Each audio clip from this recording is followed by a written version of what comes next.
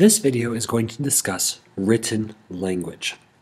Now, this video focuses around a very basic central question, which is also our focus question. What is written language? And by the time we finish this video, you should be able to discuss both the definition of written language as well as the different types. Now, language is when symbols represent an object, an idea, or an action. Now, it's important to understand right off the bat that writing and reading are not natural to the human brain, and very few learn how.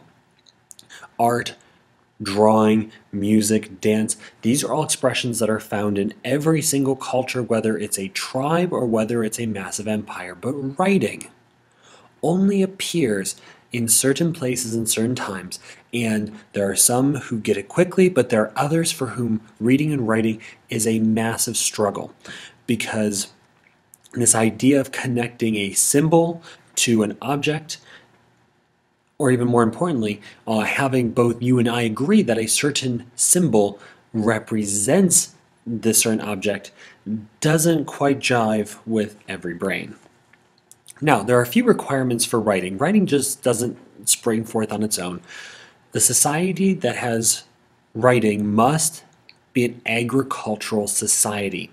They must have farming, because to be able to delve into writing, you need time, and when you're farming, you have time and the excess food to be able to sit down with your sandwich and to figure out what it is you are reading or writing or whatnot. When you're worried about where is my next meal coming from, and constantly on a perpetual pursuit of your food, you don't want to be carrying around some type of writing utensils. You don't have space to be able to carry around the either reading materials or the type of paper or papyrus or something to be able to write on. You travel very light.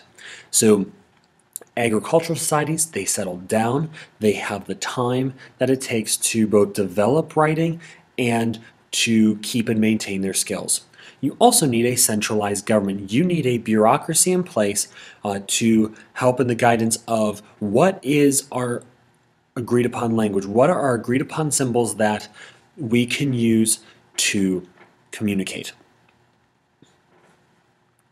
Now, with written language, there are a couple different strategies that are used. The first is when one symbol equals one sound. We're very familiar with this. This is our alphabet, that when you see the letters spelled out here, alphabet, you know A has an sound, L has an L, P has a P, and so on and so forth.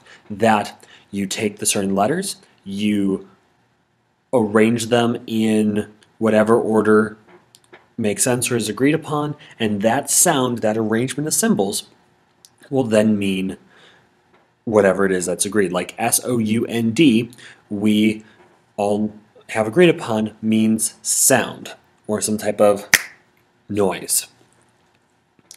The second type of writing strategy is where one symbol equals a word or idea. These are called logograms.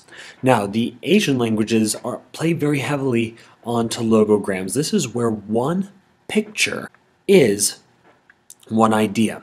So as you see here in the upper left-hand corner of this chart, you have the certain symbol that represents beauty, or you see the other one here for friend. Now, if you have the symbol for friend, but then if you want to say friends, you must have a totally different symbol to represent more than one friend. Or in the bottom, there's the symbol for truth. If you wanted to say that there are many truths, you must then have a totally different symbol to represent multiple truths. So this is the one symbol equals one word or idea, or a logogram. And finally, the last one is called a syllabary. This is when one symbol equals one syllable. This is what the original written languages were like.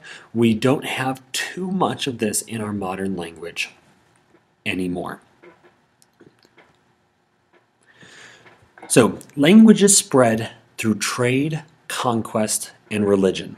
A society develops a language, and then when people come wanting to trade with them, they have the opportunity to learn. Or when that society goes and conquers their neighbors, they then force their neighbors to learn.